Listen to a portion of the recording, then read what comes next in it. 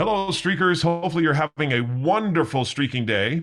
On today's episode of the Streaking Podcast, we have the privilege of introducing a trailblazing individual whose visionary leadership has left an indelible mark on the field of pharmacy. Our guest today is the founder of a groundbreaking platform called Pharmacist Moms, a community that has brought together pharmacists from all corners of the world, fostering connection, support, and empowerment. Through her tireless dedication and unwavering commitment to advancing the role of pharmacists, she has become a trusted advocate, influencer, and champion of patient care. Her impact reaches far beyond the digital realm as she shared her expertise through public speaking engagements and media appearances, enlightened the general public about the invaluable contributions of pharmacists in healthcare. Today, we have the honor of delving into her journey, her groundbreaking initiatives, and her thoughts on the future of pharmacy. Without further ado, please join me in warmly welcoming the remarkable founder of Pharmacist Moms, Dr. Suzanne Soliman, a true inspiration in the world of pharmacy. And let's start streaking. Good morning, Suzanne. Thanks so much for being on our podcast today. Good morning. Thank you so much for having me. I'm excited. We are excited. I wanted to start. I always love feeling like I just get a little background about the person themselves. So I'd love for you to start by talking to us a little bit about what led you down the road to become a pharmacist and how kind of your passion about patient care and what got you started in that realm. Sure. So I think I always wanted to go into healthcare, just even as a young girl. I was surrounded by healthcare in my family, a lot of physicians and a lot of nurses, and no one was a pharmacist. So I wasn't really exposed to it early on. However, as I got older and I went to my first semester of college, I actually met a pharmacist who talked about the many things pharmacists could do, considering how many patients currently take medications and supplements and all the questions that people have surrounding medications and disease, and that it was just this whole new area. And so during my first year of college, I decided that I wanted to not go into any other path rather than really just focus on pharmacy and medications and what they could do. And even if you take a medication, what happens? And I was always fascinated with the science behind it. Like, okay, I know if I have a headache, I take a Tylenol, but how does the Tylenol know to like work on my head and not work on my leg pain or something else? How does that know where to go and what to do? So I think I was, interested in that. And so I ended up going, into pharmacy school. I did a couple of years of undergrad and I went directly into pharmacy school, which was really my passion from that point on and, until now. Yeah. What is the road? So, what is the road to become a pharmacist? I mean, what does that road look like? Sure. So basically, you have to complete undergrad. So you would get an undergraduate degree for most programs. So you would get your bachelor's degree, and then pharmacy school is 4 years. So wherever you go, it's a 4-year program. It is a doctorate program only. Right now, you have to get your doctorate. Prior to 1998, you were able to get a bachelor's degree in pharmacy. So you could apply from high school and get in, but now you would do the 4 years of undergrad, you would do your 4 years of pharmacy school.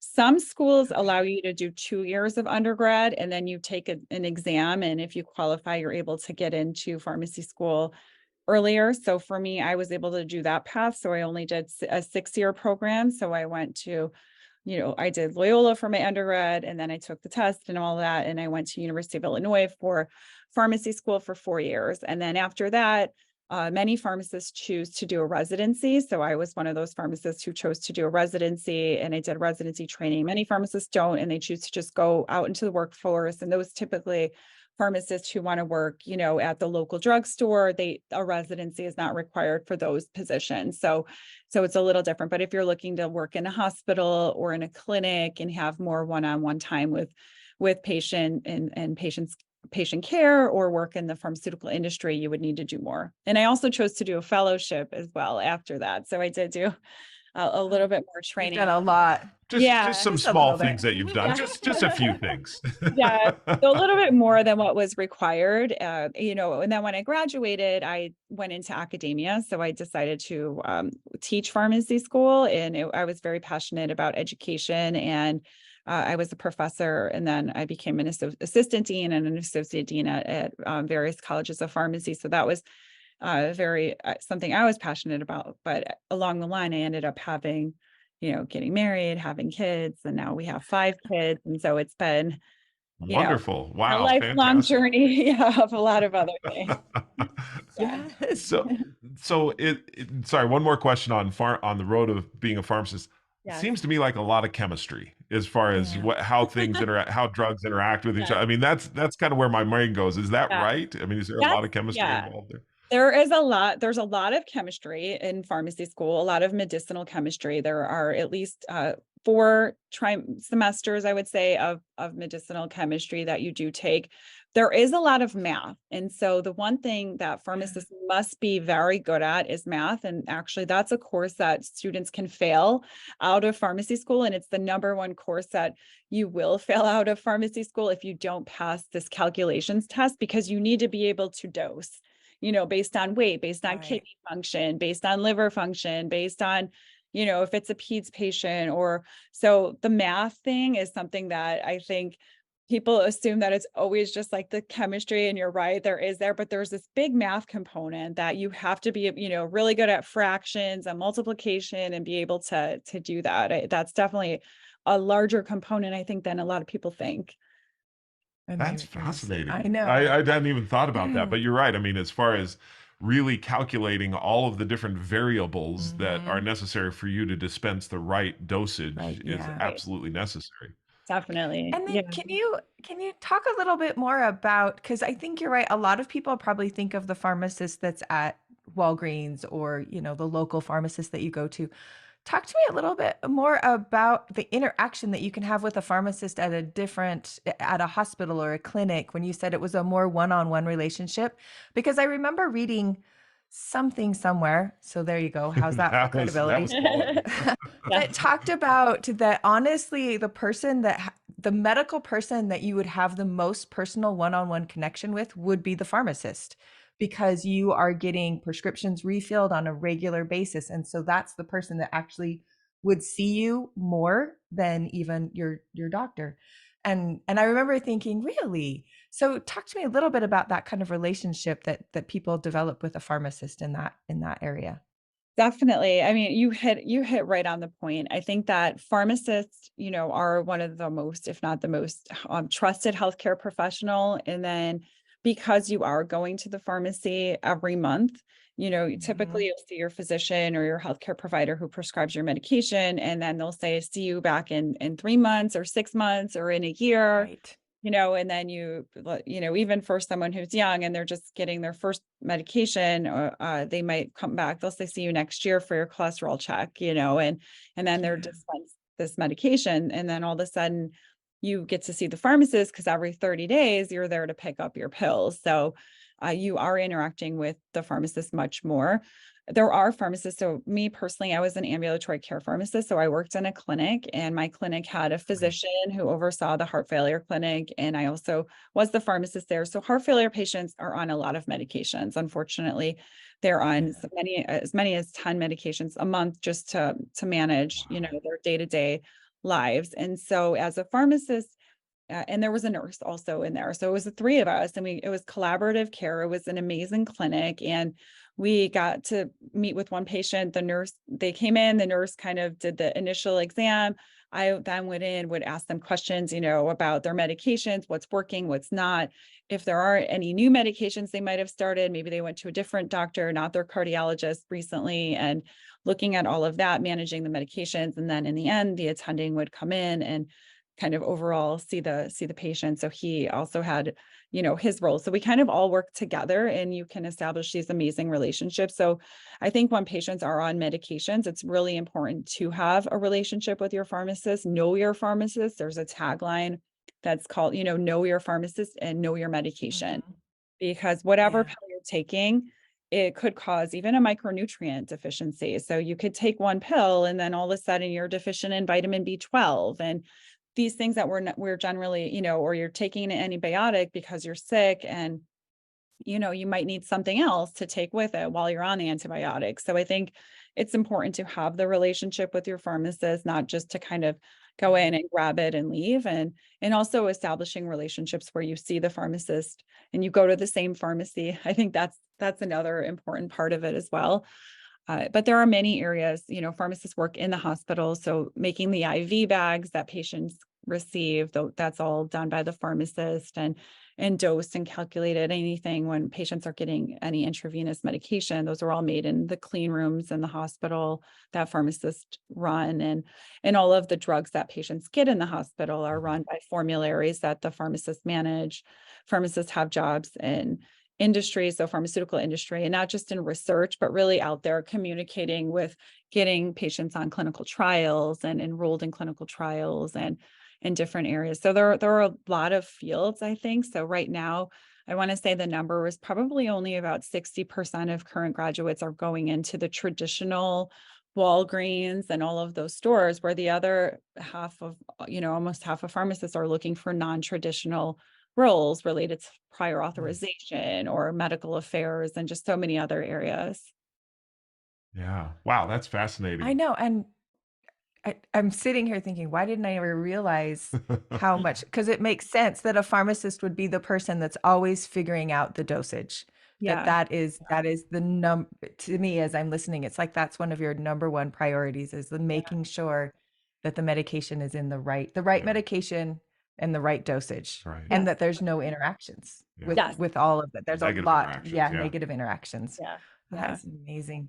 Yeah. So also, I read in your bio a little bit about pharmacist moms. Well, I was thinking because with 5 children and Yeah. everything you do, that probably, I mean, something had to happen there where you're like, How okay, have you juggled all of that? because I was reading that too, as far as how you're looking at it and saying, okay, I've got to balance this out, and Yes. having 5 children and everything that you're doing, that was Yeah, how did you figure out the dosage for your life?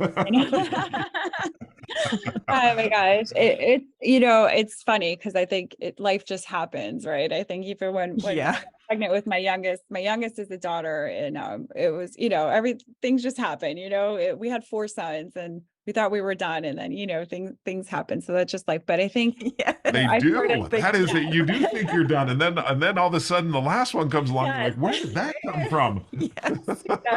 Exactly. Yes. So I think for me that, I wasn't sure, but I just started to get more and more overwhelmed with feeling a lot of guilt as a mom. So as I wanted to be there for my kids, but then I also knew I went to pharmacy school. I was really passionate about my career, really passionate about doing a lot more in my career. And what I felt was that I wasn't always I was kind of pulled in multiple directions. So I felt a lot of guilt around that, whether it was, missing my son's baseball game and all the other moms were there on Saturdays, but I was working on a Saturday, or I had to work at night and I couldn't put my kids to bed. And even though my husband was putting them to bed, I still had that guilt. It was a little different than if I was out with my girlfriends, if you're at work.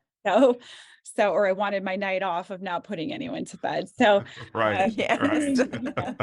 so I think, so back in 2017, when I was feeling really overwhelmed, I just went to Facebook and I said, there must be other women who are in my boat that are working, that are, they love their career, they love what they do, but they still want to be there for their children, and they want to make, Right. want to go to the PTO events, and they want to, be at the bake sales, but then they also want to have their career. And I was struggling with finding kind of this happy medium. And so I went to Facebook and I started this group, and I just called it Pharmacist Moms Group. I was like, there must be other pharmacists who are moms, and very generic name. And I invited about, I don't know, 30 to 50 of my friends that I knew from pharmacy school or residency or that I worked with. And within a month, all of a sudden they were inviting their friends, and we were at 1,000 members. And today we're at 45,000 members. So the group grew. Oh, wow. I never spent a single dollar on advertising. It just really grew organically. And then come to find out later, when I started doing more research on the data, was that more than 2/3 of pharmacists are women, and that the graduating pharmacist is a woman. And a lot of women Okay. are struggling with work-life balance and what to do if you're working at night, and what age to put your kid in a daycare, or should you hire a nanny, or where, get an au pair, and all the questions that I had, especially when my kids were younger. And now I felt like, well, we need to talk about this, and Yeah. do you shut down the pharmacy when your kid is sick, or, what do you do, and all the struggles that we had. And so for me, it was really important to have this group, and this kind of support group for other women who I felt will continue to kind of go through this battle as they have children, and in their late 20s and 30s after pharmacy school, or even in their 40s. Yeah. Yeah. As you were talking, I thought this to me is the hugest benefit of social media that has changed is this ability to connect with other people who are in a similar situation to you and just be able, there is such invaluable information that you can't get from a book Mhm. or even sometimes from a mentor that you can get from somebody else who's doing the same thing you are. And it's just sometimes those little bits of information that you're like, oh, I hadn't even thought about that. And you can implement it and it can make such a big difference. But it's something that can seem so small, Yeah. but that's what we get when we have that chance to connect with other people, especially moms. Yeah. I don't know if men do that as much, but I do feel like there is so much information I get from talking to other women No, about you're right. how to do my life. Yeah, definitely. I was going to say someone tried to start a pharmacist dads group recently, and I think there's still only like 72 members or something. And Yes. Yes. it didn't, yeah, I know. it didn't grow in Because the same. I Yeah. think about it and I'm like, you just come to me. I know. Yeah. It's like, you're my best friend. I'll just go You just with come to it. me, but I'm like, I need another woman to talk me Yes. through this. Yeah. So funny. Yeah. I think it's a woman. It's just how women are. It, So it yeah. is. We need each other. And so then as you've gone through, Hold on. I have go a ahead. question just before. Yes, please do. So, as a pharmacist and a mom, when your kids get sick, what is that like in your mind? Because that's different for us. We're like, okay, head to the doctor or Yeah, whatever. we're like, call the doctor. Yeah. For you, it's got to be like, okay, there's 72 things this could possibly be. Here's all the different things. I don't know. What is it like? That's so funny. Okay. And I also think it depends if it's your first kid or if it's your last kid too. Yes. Okay.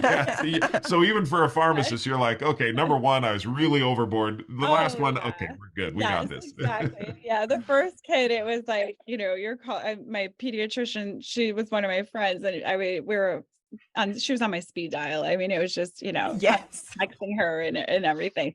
But I think, yeah, it's still a little different when it's your kid, because you're questioning your own judgment. And I think that's why there are rules sometimes against treating your own child. Like even some of my pediatrician friends will make jokes, that they'll treat it, if it's a small injury and things like that. Sometimes I'll tell them, you're fine, don't worry about it.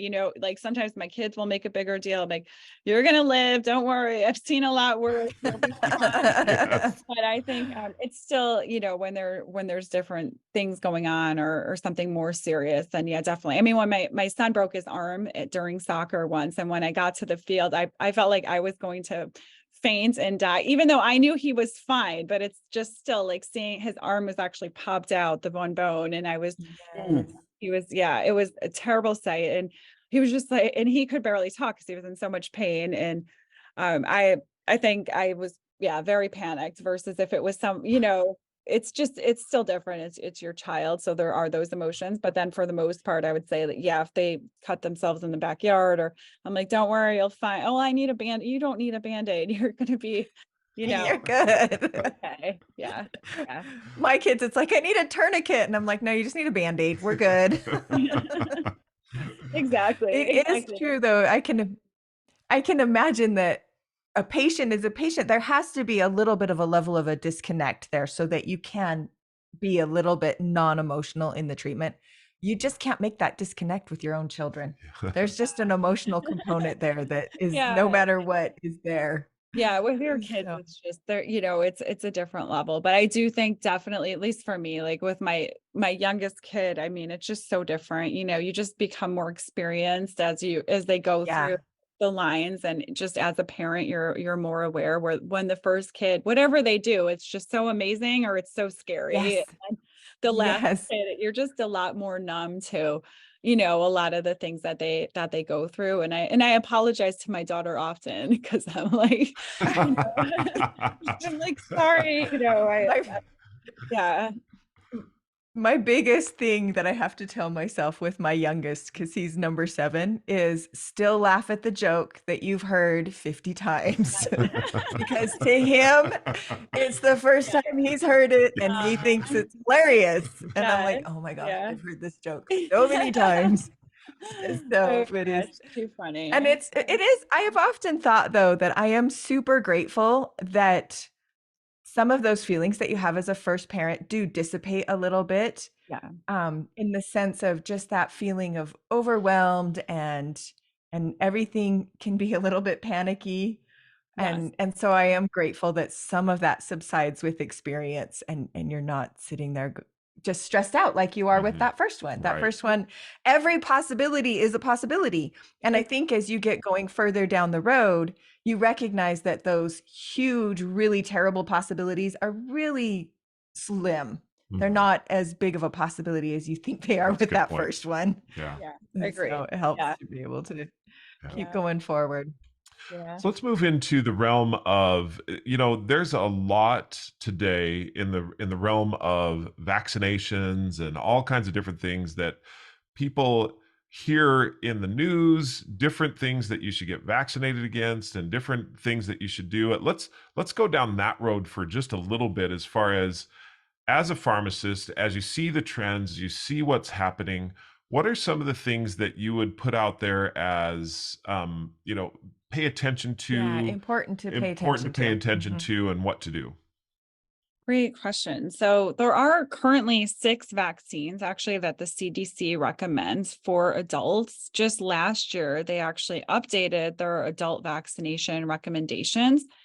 And they now recommend that all adults ages 19 to 59 get vaccinated against hepatitis B. Hmm. Okay. So the other vaccines that, you know, have been around were the tetanus shot, which I think most people are familiar with. The tetanus vaccine, Yeah. you get that every 10 years, and the shingles vaccine is Or another. anytime I shoot myself with a nail, that's Exactly. they ask. I Yes, don't do that often, just to be sure.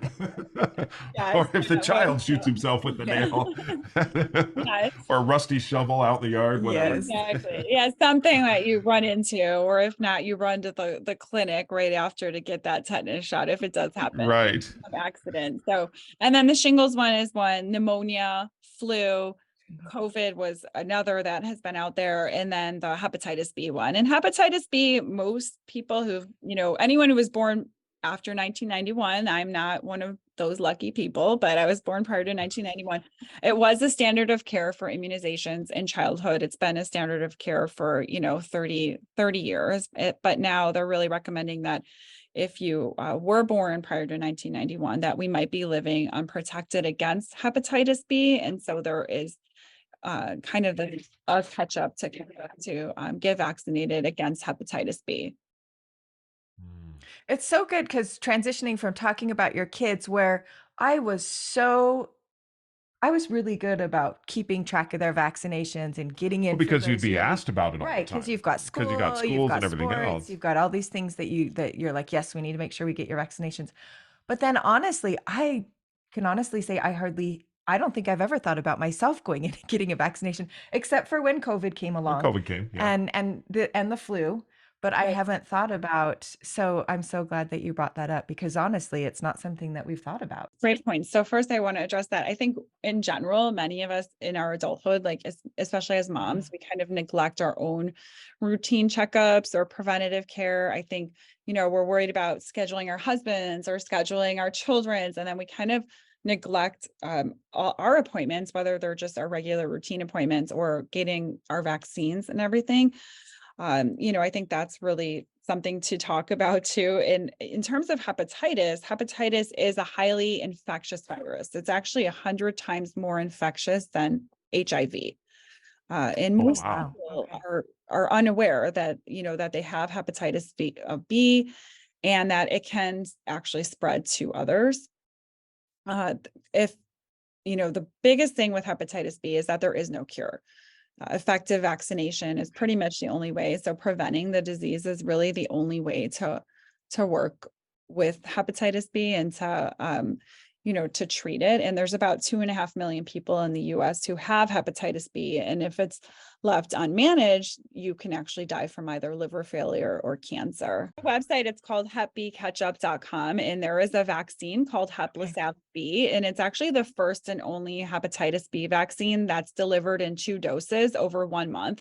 So it's very convenient. Okay. Years ago, the vaccine was, you get it 1 month and then the next month, and then you have to come back 5 or 6 months, where now you can get both vaccines, 2 doses over 1 month. And the side effects are extremely minimal. It's just kind of like a sore arm or potentially a headache. So there's very limited low side effects. We know that this, vaccinating against hepatitis B is not something new. It's not something that just started, recently. It's not anything where we need to question the vaccine, I think, from a healthcare professional standpoint. So I think we know there's no cure for hepatitis B, and this is really the only cure. So the easiest way would be probably to go to hepbcatchup.com and to look into getting the Heplisav B vaccine. So you mentioned something that I want to return to as well, as far as moms considering their own care, as far as that's concerned, because you are right. I mean, Jamie is, the command and control in our house as far as everything that's happening and ensuring that everyone is on course for all their medical treatments as well. She reminded me that I need to go in for my physical. And so, Yeah. so that's something that you're passionate about as well. Talk to us a little bit further about that, as far as how, as a mom, you've been aware of that. And I think this is something we could talk about as far as how to apply streaks to this as well. So anyway, just go into that for just a few seconds.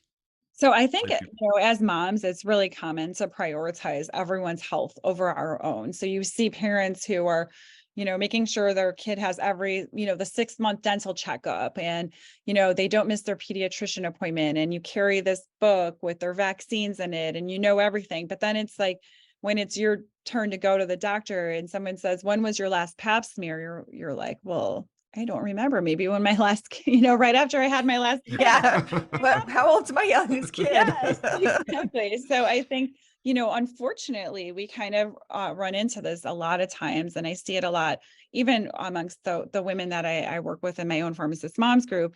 But I do believe that prioritizing self-care, and part of self-care is really maintaining your health and seeking, medical care when needed, whether it's making sure you're getting your mammogram or you're scheduling your ultrasound with your mammogram if you need it, and ensuring that we have consistent follow-up is really important. And I think that women need to do a little bit more of this. So it's not just self-care in terms of going to the salon and going to the spa or, reading a book. I do think part of self-care is preventative care, because preventative care is so important. And that's what really helps to lead to undetected, can help with any health issue that we might face. And you'll face it a little bit by using preventative care. That's because some of our first early streaks really did focus so much around the preventative care. For me, it was an iron deficiency that has been persistent in my family.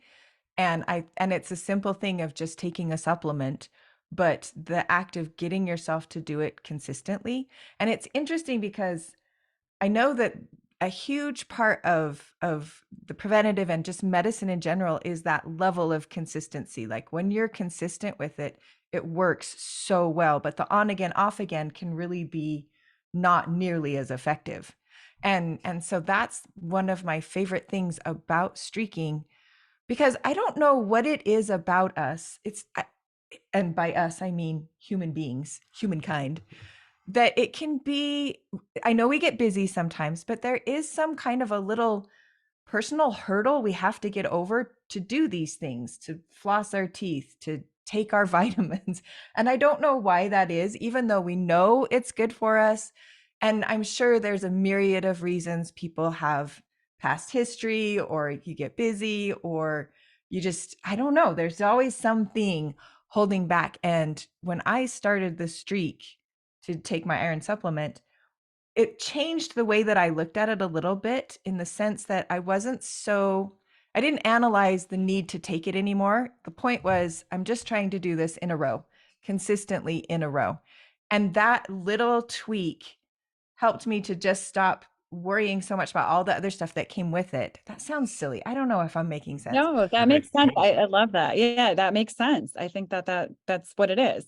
Just something Because small. that consistency, yeah, it's something small that just makes just being able to keep doing it.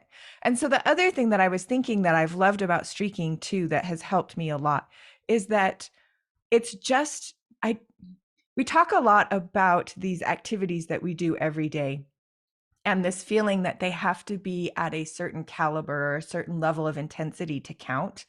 And as I have been streaking over the years, I've come to recognize that there is a huge amount of value in just even reviewing these things that are important to me. And so, as we talk about the different things, I thought, could you set some streaks around your own personal health, that even if you're just thinking about, you just have it somewhere, don't forget your own personal health, or don't forget doctor's appointment, like something that's constantly reminding you to keep this on the foreground of your thoughts. It doesn't have to be that you have to do big things, but it's just something that you're thinking about regularly. And I feel Yeah. like streaking has helped me be able to do that, to have this regular thought process through my life that reminds me of these things that are important. And it is interesting that they can be on my list for a long time, and that's okay, because I'm still reminding myself to get it done and being like, okay, I'm still Yeah. working towards getting it done, versus that feeling of sometimes putting it so far on the back burner that it doesn't come back around until something has gone wrong and it Yes. has to come back around. Yes. Yeah. Yeah. And that's what we want to make sure. I think there's, Yes. that you can't put it on the back burner, because sometimes doing Right. that, it's just going to come up. It's going to be 100 times worse than if you just kind of did a small step a little bit in the beginning. And that, I love that. I love the streaking. It fits right in with all of this. And, I think It really, I was just going to say, it really does, because we've had so many people talk about the idea of medication adherence, yes, that being consistent is so huge to making a difference. yes, That's what I see in your world as a pharmacist, medication adherence. I was reading an article by the World Health Organization that talked about medication adherence being a $10 billion problem, that, people just didn't take their medication, that if they did it, that there would be so much less problems if they just adhered to it. Is that, Yes. and I want to ask you, I mean, you are in that world. Do you see that? Oh, yeah, we see that all the time. I mean, I can even give just a small example of the other day, someone, had a urinary tract infection. They were prescribed the antibiotic for 7 days. And guess how many days they took it? They only took it 4 because then they started feeling better. Well, guess what happened Yep. on day 8? The whole UTI came back with a vengeance. It came back and it Yeah. was much stronger. And now the early on, that easier, lighter antibiotic didn't work and they had to get on something bigger and something stronger. So I think that it definitely happens all the time. Non-adherence can result in negative health outcomes, increased hospitalization, disease progression. It can reduce your quality of life. And there are so many things. And it really, the biggest one that I just see is this drug resistant strains of infections, or, the worsening of a chronic condition, that it's really just due to the fact that some people don't want to be adherent to their medication. So on the prescription label, it doesn't say take until you feel better. Yeah. Yes, exactly. Exactly. You're right. You're right. But a lot of people will say, well, I'm feeling fine. I don't need it anymore. And for antibiotics, I always say you have to finish it. You cannot, even if you're feeling better, that is one that you need to finish, because if it comes back, it is going to come back a lot stronger. And this light antibiotic is no longer going to work for you. And we see it all the time. And unfortunately, sometimes, I mean, I see it all the time. all the time. So interesting. We have of our children, one of our sons had a fungal infection just underneath his fingernail, and the prescription was a oral antifungal, and he set a streak. Well, you had him set a streak. Because I know it's the only way that for me, it's the only thing that has worked. Yeah. It's because I check my streaks every day. And so it's kind of a twofold streak. One, set a streak, take the medication. And your second one is set a streak to check your streaks. Right. Because as you review the things that you need to do, you're like, oh yeah, I need to do that. I can't tell you how often, because I have my vitamins can sometimes upset my stomach a little bit. Yeah. And so a lot of times I'll take it at night. And I can't tell you how often I'll just be going through my list of streaks and be like, oh, shoot, I didn't take my vitamin. Even though I have been taking those same vitamins for like 3 years now. Yeah. What is your iron supplement streak at? Is it, I mean, I would have to thousands go of days, like, right? yes, it's thousands of days. I've been Yeah. doing Oh, just, and it's because I truly believe that the compound effect of that slow release on a consistent basis truly makes a difference. Yeah. I don't chew ice anymore. yeah. Yeah. Which she did with a vengeance. I did. Wow. My children used to tease me a lot. But so he had that infection, and the first thing I did, because the doctor said the same thing, it's like, this is a long-term issue that's going to take about 3 months of taking this antifungal for it to truly clear up. And he's 16-year-old boy. Getting him to do something consistently every day for 3 months is a challenge. So that's what I said. I'm like, just set a streak. And there is something about watching those days count up and looking at it being like, oh, I've done this for 35 days and not wanting to lose that propelled him to be able to keep that streak alive and to keep it going. I love that. Yeah. I think all my boys, but they're a lot of them who are athletes, they're, they want to be Yep. competitive with them. So you're competing with yourself. So I think that, yeah, that would speak to a lot Exactly. of boys. Yeah. Adds that. Yeah. Yeah, the game theory that comes into this is critical component of looking at a streaking. So I I really appreciate you being on the podcast with us because there are many people, many streakers, we affectionately call them, across the globe that take at least one vitamin daily as their streak. You'd be surprised at how many have that, or you probably wouldn't be surprised because you're in the industry, but I was surprised at how many people had that. And we hear so many great stories of people that, for example, there was one streaker who reached out to us and said that she, it was vitamins and her thyroid medication that she was inconsistent with. And then when she visited her doctor after having consistency, her doctor asked her after doing the blood work, how have you accomplished what you have? Because I'm seeing things that healthy wise that I haven't seen in you before. And she said, well, I set a streak to do these things. And that medication adherence allowed her to allow her doctor to be able to adjust things in positive and good ways because she had been adhering to the medication and to the prescription.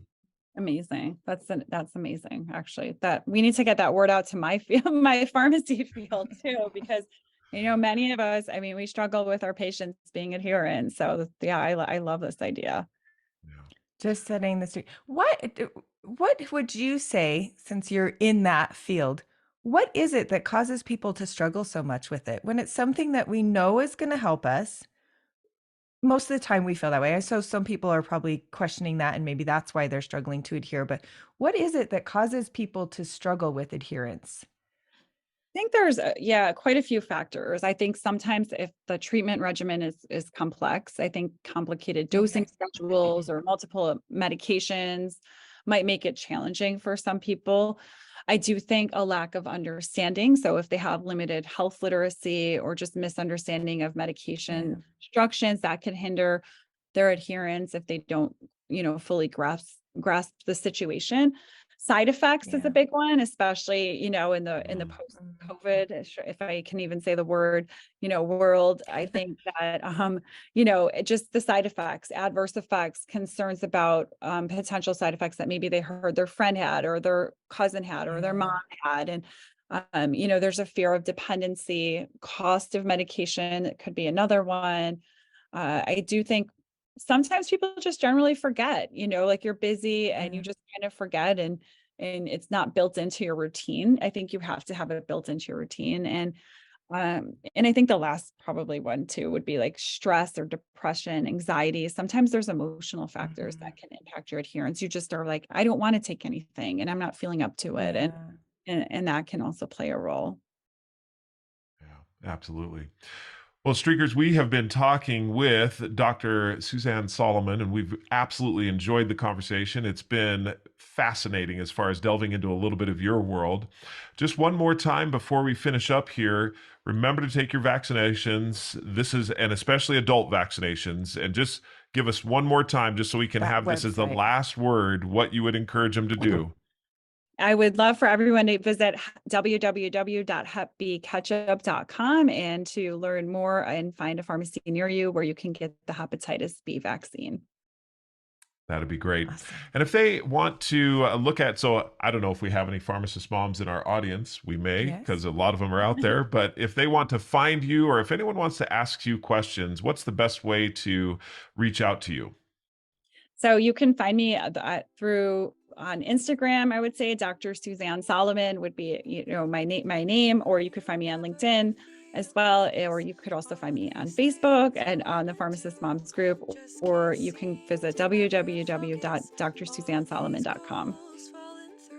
Wonderful. Well, thank you so much. We've really enjoyed the conversation today. Streakers, you know how to get a hold of Jamie and I. If you have any questions about this podcast or any of our others, you can reach out to us via email. I'm Jeffrey, Jeffery, at thestreakingapp.com, and Jamie, Jami, at thestreakingapp.com. You also feel free to download the Streaking app. You can find it at Google Play or the Apple App Store, and set your streak to adhere to your medications. Believe me, if you set a streak, it's going to be something that allows you some freedom that you didn't previously have. And if you set a streak around any of those medications that require you to take it all the way to the end, you're going to have a lot better success at not having that infection come back with a storm. So make sure and set your streak to take all your your medications that are necessary to fight those bacteria off. Well, thank you again for joining us. Everyone, we hope you have a great streaking day. And until we talk again, keep streaking. A better you.